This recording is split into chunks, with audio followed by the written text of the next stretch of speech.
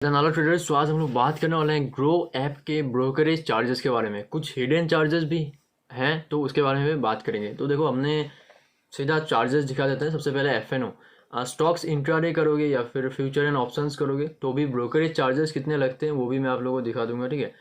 तो PNL summary में हम लोगों को बहुत कुछ दिखता है। रुको, तो पीएनएल में मैं आप लोगों को दिखा दूंगा। ग्रो ऐप का मेरा जितना भी पीएनएल है वो मैं आप लोगों को दिखा दूंगा, आप लोग देख लेना, ठीक है। तो यहाँ में सेबी टर्नओवर एक्सचेंज चार्जेस वो सारे होते हैं थोड़ा बहुत, लेकिन जो मेन ब्रोकरेज होता है वो होता है 20 रुपये पर ऑर्डर। जैसे आप लोग बाई करोगे 20 रुपये देना पड़ेगा, जैसे आप लोग सेल करोगे 20 रुपये देना पड़ेगा। Welcome to Groww app charges. तो यही सारा सीन है, ठीक है। बाकी देखो, ग्रो में बहुत सारे ऑप्शन है। आप लोग ब्रोकरेज तो वेबसाइट में मैं बताऊंगा नॉर्मल ब्रोकरेज, और आप लोग चाहो तो कैलकुलेट कर सकते हो, लेकिन मुझे लगता नहीं कि जो भी ग्रो का ब्रोकरेज कैलकुलेटर है वो एग्जैक्ट नंबर आपको देगा ब्रोकरेज चार्जेस का, क्योंकि जब भी हम लोग रियल में ट्रेड लेते हैं तो उसमें से बहुत ज़्यादा हो जाता है जो भी चार्जेस है। तो ब्रोकरेज कैलकुलेटर का कोई काम है नहीं मेरे ख्याल से। और जो भी बीएससी एनएससी एक्सचेंजेस हैं उनका भी चार्जेस चेंज होती रहती हैं। जो भी वो लोग चार्ज करते हैं ट्रांजैक्शन के वो भी अपडेट होते रहते हैं। 2024 नहीं 2023 में अपडेट किया था बीएससी ने, फिर एनएससी ने, और सेबी ने भी अपडेट किया। जो भी चार्जेस हैं वो लोग इंक्रीज और डिक्रीज करते रहते हैं, ठीक है ना। बाकी अभी सिंपल सा बात करते हैं ब्रोकरेज कहाँ कहाँ लगता है। ग्रो में एक चीज़ सही है, अकाउंट ओपनिंग फ्री है और जो अकाउंट मेंटेनेंस चार्जेस है वो भी फ्री है। तो अगर कोई म्यूचुअल फंड में इन्वेस्ट करते हैं तो उनके लिए सबसे बेस्ट है, क्योंकि लाइफ टाइम के लिए उनको टेंशन नहीं लेना है कि मेरे अकाउंट को मैनेज करने के लिए पैसे देने पड़ेंगे, ठीक है। बाकी ट्रेडर्स का भी मैं थोड़ा बहुत रिव्यू दूंगा चार्जेस के साथ। बाकी इक्विटी ब्रोकरेज तो मैंने इंट्राडे स्टॉक्स में भी किया था, फिर हम लोगों ने ऑप्शंस भी किए थे। तो 20 रुपये पर बाई पर सेल मैंने जो कि इंट्रो में कहा था वो हम लोग को देना पड़ता है, और वो बहुत ज़्यादा होता है। अगर हम लोग डेली बेस में ट्रेड करते हैं तो बहुत ज़्यादा हो जाते हैं चार्जेस। फिर futures and option brokerage same 20 rupees पर एग्जीक्यूटेड ऑर्डर। फिर आता है प्लेज का। तो प्लेज मतलब आप लोग अगर स्टॉक को उधार रखते हो ब्रोकर के पास तो कोई भी चार्जेस नहीं है, लेकिन जैसे आप लोग उसको अनप्लेज करोगे तो 20 रुपये देने पड़ेंगे। समझ गए ना, प्लेजिंग। तो फिर zero fix charges, zero hidden charges. तो यहाँ में यही सारी चीज़ें हैं। फिर हम लोग और चार्जेस भी निकालेंगे। तो जो भी सिक्योरिटी ट्रांजैक्शन टैक्स है वो 0.25%। आप लोगों को कुछ भी समझ में नहीं आएगा, जैसे ही मैं आप लोगों को अपने पीएनएल में दिखाऊंगा तो आप लोगों को समझ में आ जाएगा कि एक ट्रेड में कितना ज़्यादा ट्रांजैक्शन चार्जेस लगते हैं। तो एक्सचेंज का भी ट्रांजैक्शन चार्जेस होते हैं जो कि मैंने आप लोगों को कहा था। फिर सेबी का होता है, फिर डीपी चार्जेस होते हैं। ओके, तो इंट्राडे में डीपी चार्जेस आप लोगों को नहीं लगते, ठीक है। जो भी डीमेट चार्जेस होते हैं वो, जैसे आप लोग डिलीवरी में लॉन्ग टर्म स्टॉक को बाई करते हो तो वहाँ में ब्रोकर तो चार्ज करेगा ही 20 रुपये बाइंग के टाइम में। फिर जैसे आप लोग सेल करोगे स्टॉक को, सपोज करते हैं आज हम लोगों ने कोई स्टॉक बाई किया, फिर कुछ साल बाद या फिर कभी भी अगर सेल करते हैं तो जो ग्रो चार्ज करेगा, ग्रो का सिर्फ चार्ज, बाकी सब तो छोड़ देते हैं एक्सचेंज वगैरह, तो ग्रो चार्ज करेगा 13.5 रुपीज़ पर कंपनी। सपोज करते हैं अगर अब हमने टाटा मोटर्स के एक कुछ क्वांटिटी सेल किए और फिर कोई और कंपनी के सेल किए तो भी पर कंपनी 13.5 रुपीज़ चार्ज करेगा। समझ आ गई। तो फिर हम लोग चलते हैं investor protection fund trust. Investor protection fund trust, तो कोई ट्रस्ट के नाम पे भी एनएससी चार्ज करता है 0.0001%। तो यहाँ में नॉर्मल चार्जेस के बारे में बात होगी जो कि सब लोगों को पता होता है। अभी आता है थोड़ा सा एडवांस लेवल जिसको कहते हैं पेनल्टी। देखो, auto square of charges for open intraday position by system.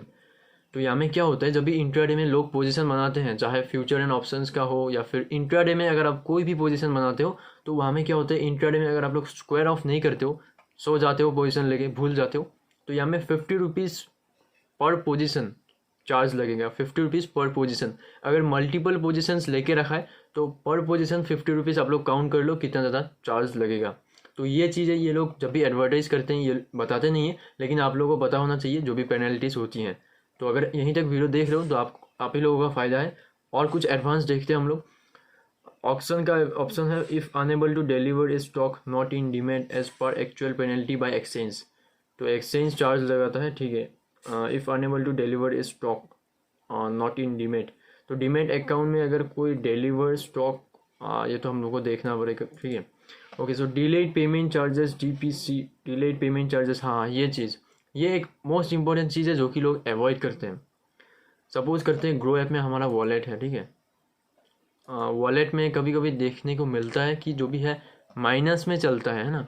तो माइनस में जब चलता है उसका मतलब ये है कि ब्रोकर को आपसे पैसे देने हैं, आपको ब्रोकर को पैसे देने हैं कुछ जो कि आप लोगों ने नहीं दिया है। जो भी पेमेंट आपको देना है ब्रोकर को, उसमें अगर आप डिले करते हो तो उसमें चार्जेस लगते हैं पर डे 0.045%, और सिंपल इंटरेस्ट कंपाउंडेड होता है मंथली।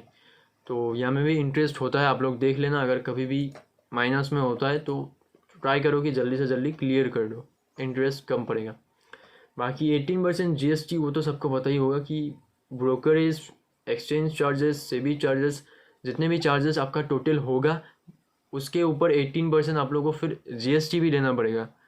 तो इसीलिए ट्रेडर्स के PNL में जब भी आप लोग देखोगे ब्रोकरेज चार्जेस ही ज़्यादा हो जाते हैं। ठीक है, एक तो चार्जेस दो सबको, फिर आप लोग उसके ऊपर 18% GST भी दे दो। मारो हमको जिंदा मत छोड़ो सालो, हम कोई मंदिर का घंटा है कि कोई भी आके बजा जाता है।